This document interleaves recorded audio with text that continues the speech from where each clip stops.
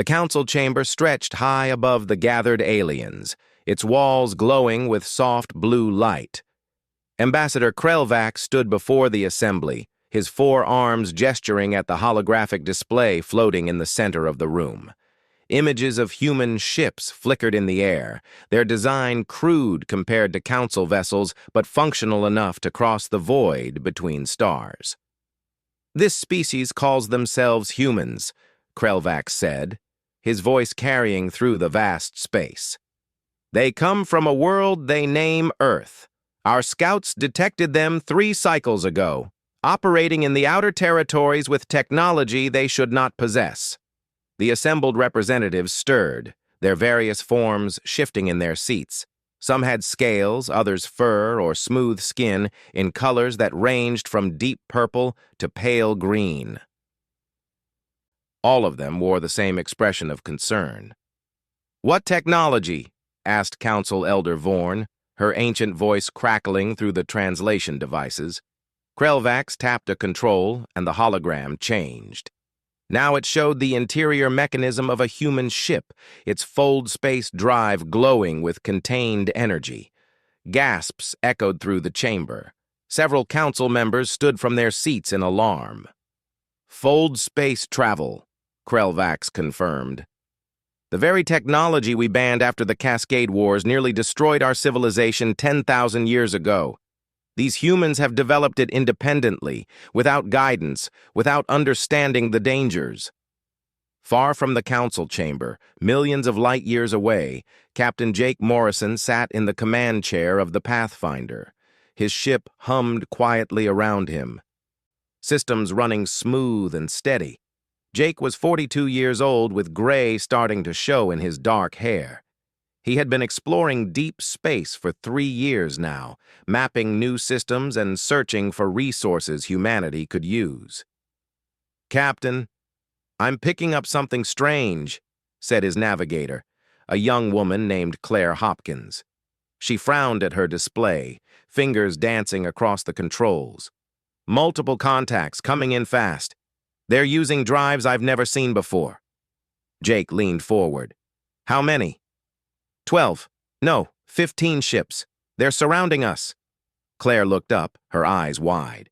"Captain, they're powering weapons." Before Jake could respond, his communication system activated. A face appeared on the main screen, alien and angular, with golden eyes that seemed to glow from within. The creature spoke, and Jake's computer translated the words into English. "Human vessel, you are in violation of Galactic Council law. Power down your engines and prepare to be boarded. Resistance will result in your destruction." Jake's hand hovered over the controls. He could try to run, but 15 ships against 1 meant he had no real chance. He looked at his crew, 7 people who had trusted him to keep them safe out here in the dark. Slowly, he raised his hands where the alien could see them. "We're powering down," Jake said. "We don't want trouble. We didn't know this space belonged to anyone." "Ignorance is not innocence," the alien replied. "You will come with us."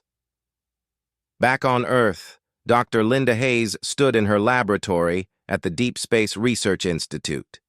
Screens surrounded her, each one showing data from various exploration missions scattered across nearby space. Linda was 56, with silver streaks in her red hair and lines around her eyes from years of studying the stars. Her computer chimed, indicating an incoming message. Linda pulled it up and felt her blood run cold as she read Jake Morrison's final transmission. "Linda, if you're reading this, something's gone wrong. We found them, or they found us. There's a whole civilization out here, a council of alien species that controls this part of the galaxy. They're not happy we're here. They say we're using technology we shouldn't have. They know about the fold space drives. They know about us. And Linda, they're coming to Earth. You need to warn everyone, tell them we're not alone anymore, and tell them the neighbors aren't friendly." "The coordinates are attached. I hope I'm wrong, but I think humanity just made first contact, and it's not going the way we hoped." Linda's hands shook as she forwarded the message to her superiors. First contact had been humanity's dream for over a century, but not like this. Not as criminals who had broken laws they never knew existed. In the council chamber, the debate continued. Some members argued for mercy, suggesting humanity should be given a chance to learn proper protocols. Others demanded harsh action, afraid that allowing one species to break the ancient laws would encourage others to do the same. Thelmora, the council's chief enforcer, listened to both sides before speaking. She was tall even among her own kind, with deep blue skin and eyes like polished silver. Her armor bore the marks of hundreds of campaigns, keeping order across the galaxy. "The law is clear," Thelmora said, her voice cutting through the arguments. "Species that develop prohibited technology before contact must be contained. I will take a fleet to this Earth and establish a quarantine.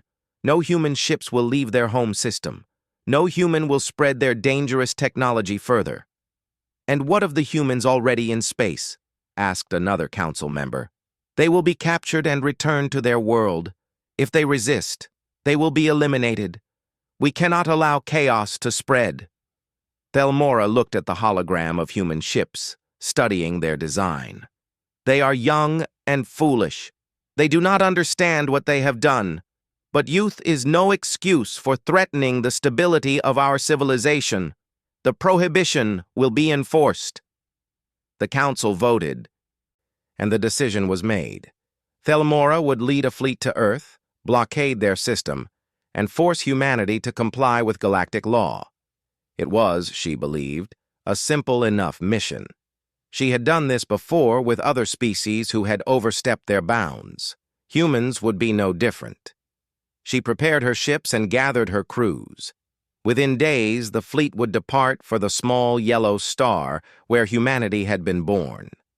Thelmora reviewed the intelligence reports, noting that humans had perhaps a dozen colonies beyond their home world and maybe 50 exploration vessels scattered across nearby space. It never occurred to her that the reports might be wrong. It never occurred to her that humanity might have been hiding their true numbers. And it certainly never occurred to her that by the time the council had decided to act, it was already far too late to stop what humanity had become. Thelmora stood on the bridge of her flagship, watching the stars blur past as her fleet traveled through council-approved space lanes. 40 ships followed her, each one carrying enough firepower to level a continent.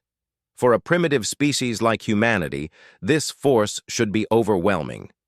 She expected to arrive, deliver the council's ultimatum, and watch as the humans realized they had no choice but to obey.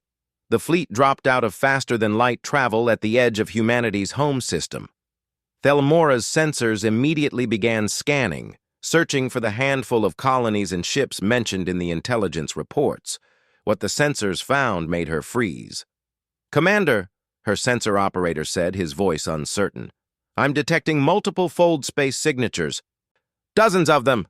No, hundreds." "That's impossible," Thelmora said. "Show me." The main display lit up with contacts. Human ships dotted the system, moving between planets and moons in a constant flow of traffic. Thelmora counted 20 major shipyards in orbit around various worlds. Mining operations carved up asteroids throughout the belt between the 4th and 5th planets. And everywhere, there were ships using fold space drives to jump from point to point. "Get me updated numbers," Thelmora ordered. "How many colonies? How many ships?" Her crew worked frantically, cross-referencing data and trying to make sense of what they were seeing. After an hour, they had preliminary numbers. Thelmora stared at the report in disbelief. 17 star systems, not 17 colonies.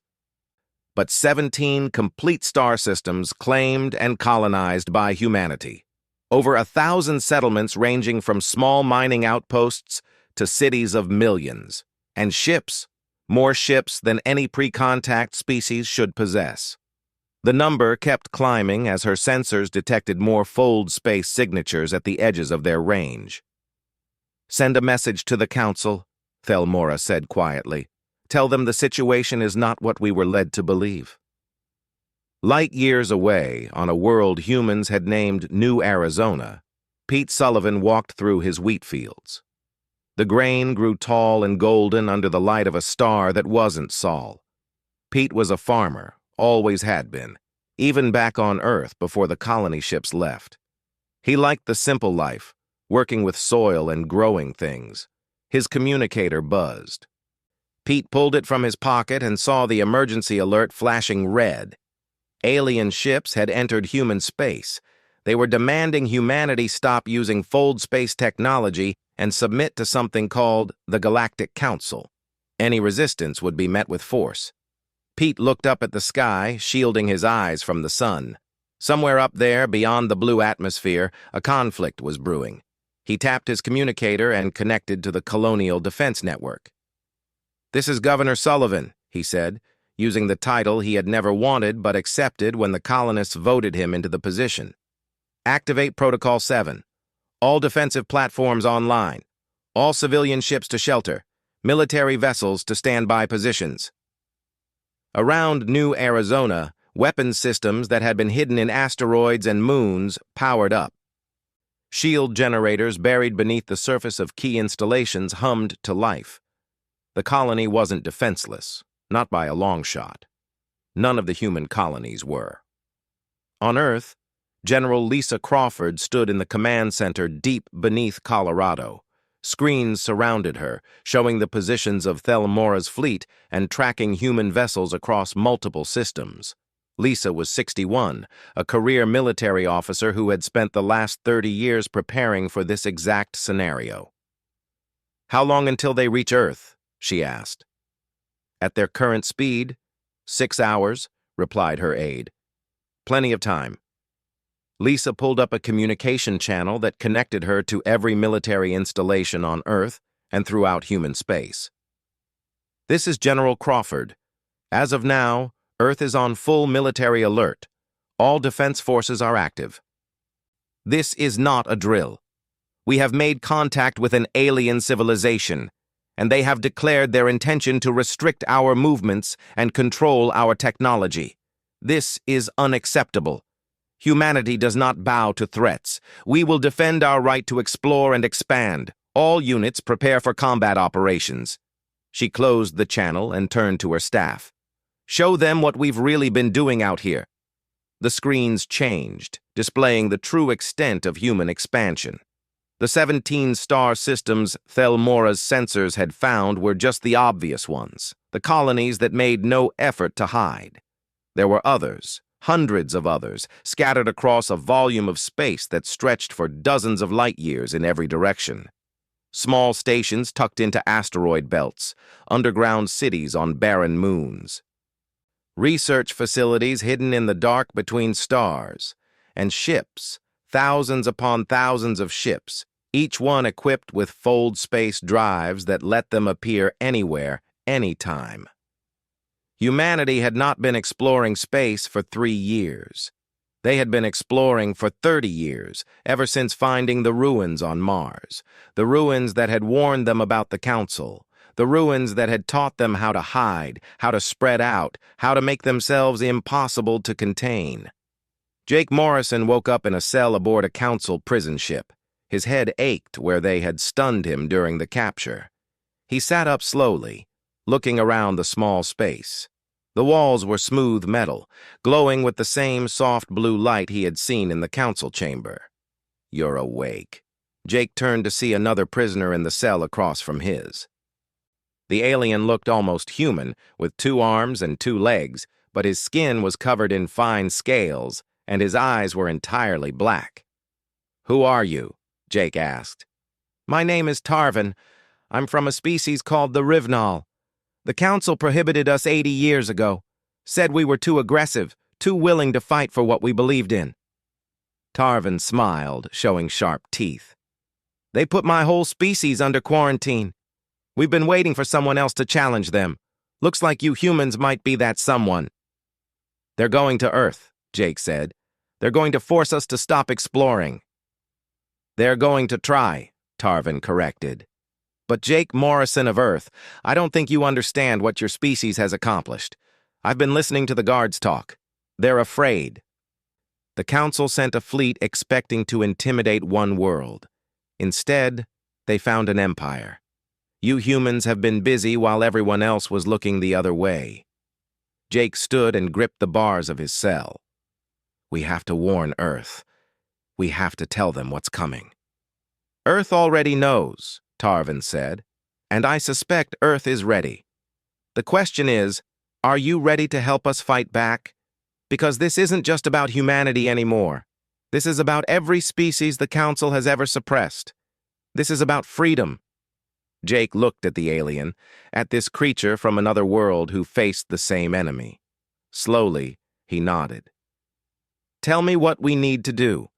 Thelmora transmitted her ultimatum to every human frequency her ships could find.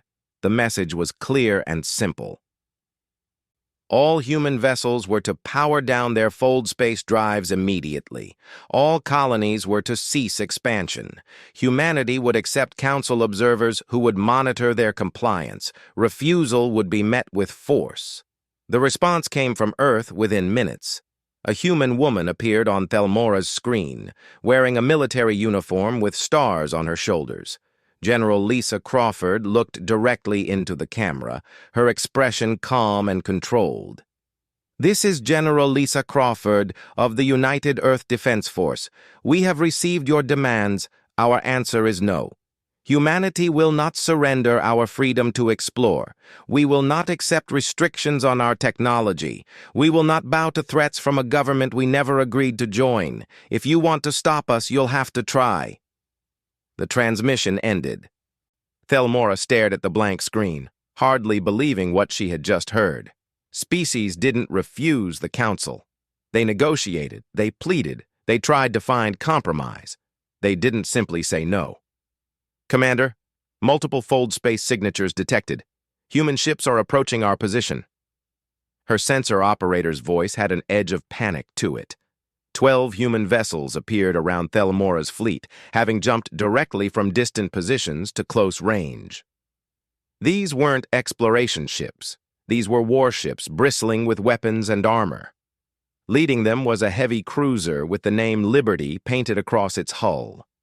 On the bridge of the Liberty, Captain Amy Rogers studied her displays.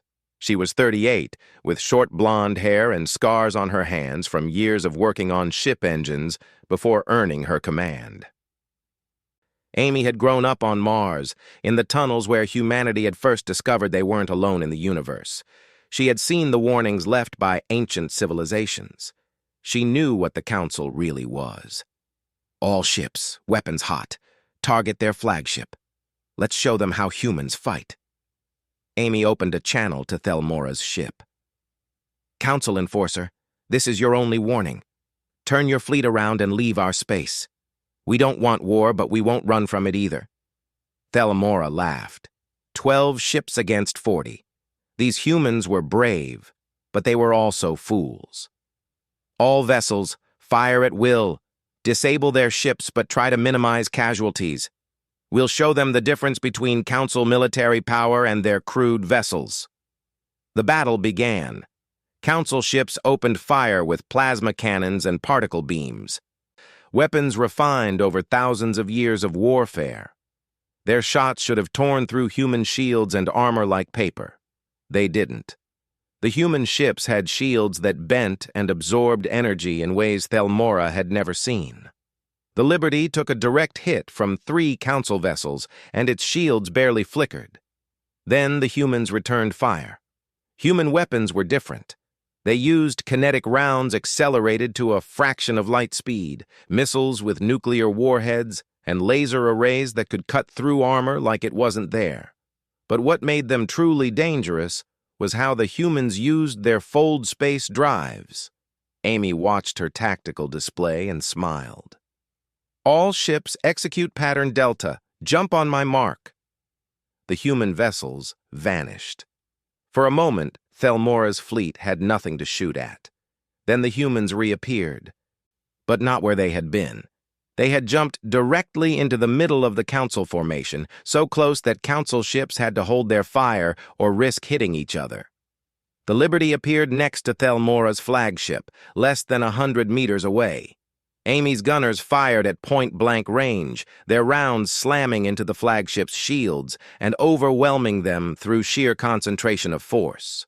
Alarms shrieked throughout Thelmora's ship as armor buckled and systems failed.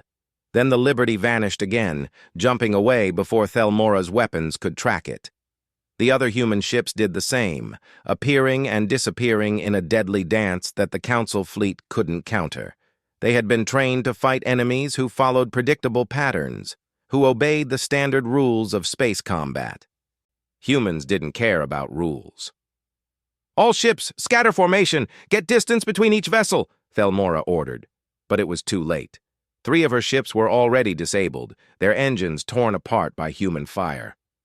2 more showed critical damage, and the humans hadn't lost a single vessel. Far from the battle, on a research station orbiting Saturn's moon Titan, Dr. Henry Park put the final touches on his life's work. Henry was 45, quiet and methodical, the kind of scientist who preferred equations to people. But his work was about to change everything. "Quantum Communication Network online," he announced to his team. "Testing connection protocols now." The network used entangled particles to create instantaneous communication across any distance. The Council had prohibited this technology too, calling it dangerous and unpredictable. Henry had spent 10 years proving it was neither. With a single switch, he activated the network. Across human space, every colony, every ship, every outpost suddenly had perfect real-time communication with every other installation. Information flowed instantly. When a battle happened on the far side of human territory, everyone knew within seconds. When a new threat appeared, warnings spread faster than light itself. The Council enforced their laws through controlling information and keeping species isolated. Humanity had just made isolation impossible. Back at the battle, Thelmora made a decision. She couldn't win here, not against an enemy that could appear and disappear at will. "All ships retreat. Fall back to Rally Point 7. Her fleet turned and jumped away, using their own faster-than-light drives to escape. Amy let them go, not pursuing. She had made her point. Human space was defended, and anyone who tried to invade would pay a heavy price. "Send a message to all human vessels," Amy ordered. "The Council knows we can fight. Now they need to learn we're everywhere." The message went out across Henry's quantum network, reaching every human in explored space in the same instant. And the Council was about to learn just how big everywhere really was. Thelmora regrouped her fleet and sent her report to the Council. The response came back within hours. The Council was angry, humiliated by the defeat. They voted to escalate the situation. Thelmora received new orders that made her feel cold inside. She was authorized to use planet killers, weapons capable of destroying entire worlds. The Council wanted to make an example of humanity. They would destroy one human colony to show the others what happened when species defied galactic law. Thelmora looked at the authorization codes, thinking about what they meant. She had served the Council for 50 years. She had always believed they kept peace and order in the galaxy. But now, staring at an order to commit genocide against a species whose only crime was exploring space, she began to wonder if she had been serving the right cause. Still, she was a soldier. Soldiers followed orders. She selected a target, a small mining colony called Kepler Station. It had 4,000 inhabitants, all of them civilians. She told herself it would be quick, that they wouldn't suffer. She gave the order, and her weapons officer fired the planet killer. The planet killer struck Kepler Station at dawn. The weapon burrowed deep into the moon's core before detonating, and the entire world simply came apart. Rock and metal exploded outward in a wave of destruction. 4,000 people died in seconds, gone before they even knew what was happening. Through Henry Park's quantum network, every human in space saw it happen in real time. Every man, woman, and child watched as the Council destroyed an entire colony to make their point. The Council expected this to break human resistance. They expected fear and surrender. They got rage instead. On Earth, General Lisa Crawford received reports of human fleets mobilizing across every colonized system. Nobody ordered them to move. Nobody told them to prepare for war. They just did it because that's what humans do when one of their own is attacked. The families of Kepler stations dead didn't weep and give up. They armed themselves and demanded revenge. "General, we're tracking massive movement across all human territories," her aide reported. "Every colony is launching every military vessel they have. Private ships are volunteering for combat duty. Even cargo haulers are requesting weapon installations." Lisa nodded slowly. She had expected this. You don't survive on a planet like Earth, with all its wars and hardships, without developing a certain kind of spirit. Humans had learned long ago that the only way to stop a bully was to hit back harder than you got hit. "Let them come," Lisa said. "Coordinate with Fleet Command. We're done defending." "Now we attack!" Jake Morrison and Tarvin had escaped the prison ship 3 days after the battle near Earth. Tarvin had contacts among the other prisoners, aliens from dozens of species that the Council had prohibited over the centuries. Together, they had overwhelmed the guards and seized control of the vessel. Now, Jake stood on the bridge of what had been his prison, flying it toward human space with a crew of former captives. "Jake, you need to see this," Tarvin said, pulling up data files from the ship's computer. "I've been going through Council records. The prohibition isn't about safety. It's never been about safety." Jake studied the files, his anger growing with each line he read. The Galactic Council had been formed 20,000 years ago by 3 powerful species who wanted to control trade and resources across the galaxy. They had written the prohibition laws not to prevent catastrophe, but to prevent competition. Any species that developed technology allowing true independence was labeled dangerous and restricted. "They're afraid," Jake said quietly. "They're afraid of losing power." "Exactly. The Council sees species like humanity, like my people, like all of us on this ship, and they see a threat. Not to peace, but to their control." Tarvin smiled his sharp-toothed smile. "But here's the beautiful part. While they debated about what to do with you, you humans were spreading across the stars, and you weren't alone. We found evidence that dozens of prohibited species have been hiding, waiting for someone to challenge the Council.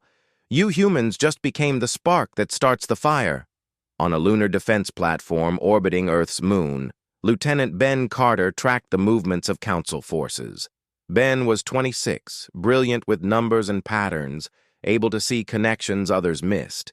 He had been analyzing Council fleet positions for days, and what he found terrified him in the best possible way.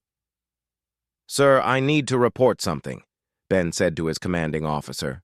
"The Council thinks they're tracking all our ships. They have numbers on our fleet sizes, our production capacity, our colony locations, but their numbers are wrong." "How wrong?" his commander asked. "Very wrong." Ben pulled up his analysis. "They think we have maybe 3,000 military vessels. Our actual count is closer to 30,000. They think we have 17 colonized systems. I've been monitoring fold space signatures, and I'm detecting human activity in at least 200 systems. Sir, we've been lying about our expansion for decades." His commander smiled. "Not lying. Just not volunteering information. Keep tracking. I want to know exactly how many ships we have before the Council finds out the hard way."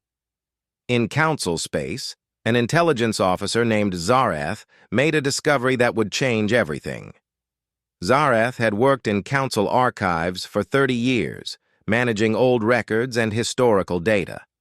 He was careful and thorough, the kind of being who noticed small details others overlooked. And he had noticed something very strange about the prohibition records. Every species the Council had prohibited shared similar traits. They were independent, innovative, and resistant to authority. They developed technology at unusual speeds. They expanded quickly once they reached space. And in every case, the Council had moved to restrict them before they could become too powerful. But the timing was always slightly off. The Council would issue a prohibition, send an enforcement fleet, and arrive to find the target species was already more widespread than the initial reports indicated. It had happened with the Rivenal 80 years ago. It had happened with the Keltar 300 years before that. And now it was happening again with humanity. Zareth pulled up sealed files, documents classified at the highest levels. What he found made his blood run cold. The Council leadership knew. They knew that by the time they decided to prohibit a species, it was usually too late to truly contain them. The prohibitions weren't meant to succeed. They were meant to justify the use of overwhelming force, to completely destroy any species that might challenge Council authority. The planet killer used on Kepler Station wasn't a mistake or an escalation. It was standard procedure. The Council was preparing to genocide humanity, to wipe them from the galaxy completely. And they had done this before to other species who refused to submit. Zareth made a choice. He copied the files, encrypted them, and sent them to every prohibited species he could find contact information for. Then he sent them to humanity, and then he left Council space before they could arrest him for treason. Thelmora received reports that her fleet was being reinforced. The Council was sending 200 more ships, enough firepower to sterilize every planet in human space. She read her orders carefully, noting that they called for the complete elimination of human civilization. No colonies were to survive. No humans were to be left alive. She thought about Kepler Station, about the 4,000 civilians who had died on her order. She had told herself it was necessary, that one colony's death would save countless lives by convincing humanity to surrender. But humanity hadn't surrendered. They had armed themselves and prepared to fight harder. Maybe they understood something the Council had forgotten.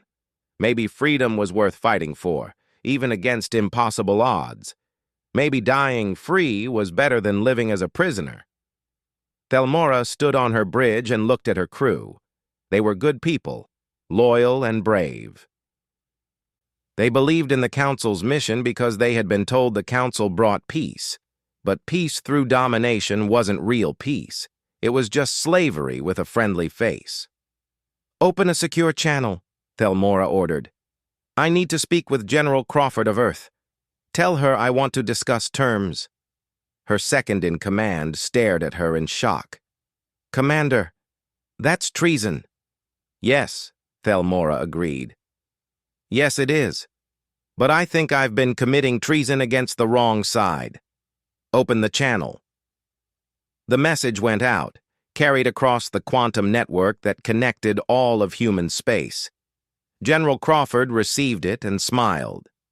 The Council's own enforcer wanted to talk. The cage they had built around humanity was starting to crack, and the creatures inside were about to break free. The Council chamber filled with chaos as reports flooded in from across the galaxy. Human vessels had been spotted in systems the Council didn't even know humans had reached. Colonies existed on worlds hundreds of light-years from Earth. Weapons platforms orbited strategic locations throughout a massive volume of space. The numbers kept growing, kept climbing, until the Council members sat in stunned silence. Ambassador Krelvax stood before the assembly again, but this time he had no confidence in his voice. "The latest intelligence suggests humanity has established permanent presence in over 1,700 star systems. Our initial reports were off by a factor of 100. We don't know how they hid this from us. We don't know how long they've been expanding. But the reality is clear. Humanity is not a small pre-contact species. They are an interstellar civilization that rivals our own." "How is this possible?" Council Elder Vorn demanded. "They only discovered fold space technology a few years ago." "No," said Zareth, who now sat in the chamber as a witness rather than a member. He had surrendered himself to testify, knowing what he revealed would either change everything or get him executed. They discovered it 30 years ago. They found ruins on their fourth planet, ruins left by a civilization that existed before the Council. Those ruins warned them about us, warned them that we suppress any species that might challenge our power, so humanity learned to hide. Zareth activated a holographic display showing the pattern of human expansion. They didn't spread openly. They sent small ships to distant systems, established tiny colonies that used passive systems to avoid detection. They built slowly and quietly, staying below our notice. Every exploration vessel we tracked was a decoy. Every colony we found was one they wanted us to find. The real expansion was happening in the dark, in places we never thought to look. "This is madness," another council member said. "We must destroy them before they grow stronger." "Destroy them with what?" Zareth asked quietly. "We sent 40 ships, and they drove us away. We sent planet killers, and they prepared for total war. The Council has 2,000 military vessels in total. Based on my analysis of their industrial capacity and the timeline of their expansion, humanity has at least 30,000 ships. Maybe more. We can't destroy them. We can barely survive them." The council chamber fell silent. For 20,000 years, they had been the dominant power in the galaxy. Now, a species they had tried to prohibit was strong enough to tear down everything they had built. Admiral Kate Morgan led a fleet of 500 human vessels toward the Council home world. She was 52, with gray hair and eyes that had seen too much combat. Kate had fought in 3 wars on Earth before joining the Space Force. She knew how to project power, and she knew how to make an entrance. Her fleet dropped out of fold space directly above the Council's capital planet. Their weapons powered, but not aimed. It was a demonstration, a way of saying we could destroy you, but we're choosing to talk instead. Kate opened a communication channel that broadcast to every Council world simultaneously. "This is Admiral Kate Morgan of the United Earth Fleet. I come to deliver a message to the Galactic Council. Your prohibition against humanity is rejected. We will not stop exploring. We will not limit our technology. We will not submit to laws we never agreed to follow. You tried to cage us, but you were too late. We were already everywhere, and now we're here to discuss the future of this galaxy." On Earth, President Alan Foster addressed a planet united in purpose for the first time in human history. Every nation had set aside their differences when the alien threat appeared. Every person understood that they were no longer just citizens of their countries. They were citizens of humanity, and humanity was fighting for its right to exist. "My fellow humans," Alan began. His voice carried across the quantum network to every colony and ship in space. "We didn't ask for this fight. We only wanted to explore, to learn, to grow. But we were told we couldn't. We were told to stay small and obey rules written by others, and we said no. Today, our representatives stand before the Galactic Council not as criminals, but as equals. We stand there because our ancestors reached for the stars and refused to stop reaching. Whatever happens next, remember that we are here because we chose to be free." The Council debated for 3 days. Some members wanted war, convinced that humanity must be destroyed regardless of the cost. Others argued for acceptance, recognizing that fighting would only lead to mutual destruction. And a few, including Zareth and several representatives from younger species, argued that humanity was right, that the prohibition laws had always been about control rather than safety. Finally, Council Elder Vorn called for a vote. The choice was simple: accept humanity as an independent civilization with full rights, or declare total war knowing it might mean the end of the Council itself. The vote was close, but acceptance won. The prohibition against humanity was lifted, and more importantly, the Council agreed to review all previous prohibitions. Species that had been restricted for centuries would be given the chance to emerge from their enforced isolation. Kate Morgan met with the council leaders in person. Thelmora stood beside her, having officially resigned from council service to act as a liaison between humanity and the council's remaining forces. It was a strange partnership, but it was working. "The prohibition is lifted," Elder Vorn told Kate. "But we need guarantees. Your fold space technology, your quantum network, your rapid expansion, all of these things destabilize the existing order. How can we trust that humanity won't simply replace the council with your own empire?" Kate smiled. "Because empires require subjects, and humanity doesn't want subjects. We want partners. We want to trade with other species, learn from them, explore alongside them. Yes, we'll keep expanding. Yes, we'll keep developing new technology. But we'll do it openly now, and we'll share what we learn with anyone willing to share with us. The galaxy doesn't need rulers. It needs cooperation." "And if we refuse?" another council member asked. "Then you refuse," Kate said simply. "We're not threatening you. We're offering you a choice. Join us in building something better than the old system, or step aside and let it happen without you. But the days of the council controlling the galaxy through fear are over." Jake Morrison returned to Earth 3 months after the council lifted the prohibition.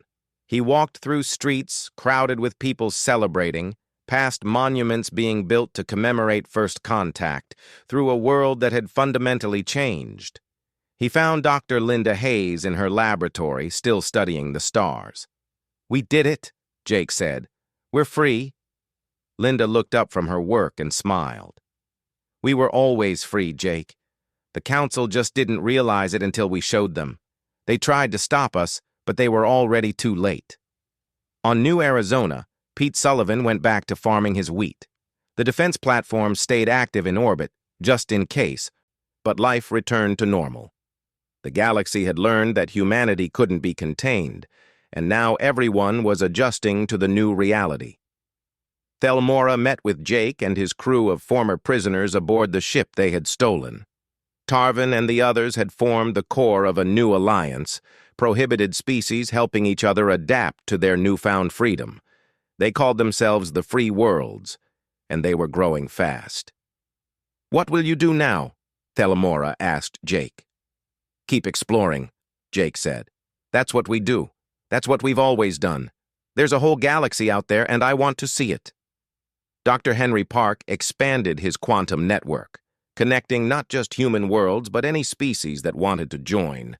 Information flowed freely across light years, breaking down the barriers that had kept civilizations isolated for millennia. Some species adapted quickly, others struggled. But all of them had the choice now, and that was what mattered. Years later, as humanity continued spreading across the stars and the old council transformed into something more democratic and less controlling, Linda Hayes sat down to record a message. She had it broadcast on all frequencies, sent to every corner of known space, a message meant for civilizations that might one day discover it. "We are humanity," the message began. "We came from a small blue world orbiting an unremarkable star. We were young and foolish and arrogant enough to think the universe was ours to explore. When we learned we weren't alone, when we discovered there were rules and laws meant to keep us small, we had a choice. We could obey and stay safe, or we could risk everything for freedom. We chose freedom. They tried to stop us. They issued their prohibitions and sent their fleets, but they didn't understand. By the time they noticed us, we were already everywhere. And once we were everywhere, we were impossible to contain. Our greatest strength wasn't our technology or our weapons. It was our refusal to wait for permission before reaching for the stars. If you're listening to this message, if you're a young civilization wondering whether to stay quiet or make yourself known, remember this: the universe belongs to those brave enough to claim it. Don't wait for others to tell you what you can be. Decide for yourself and let the galaxy adjust to you.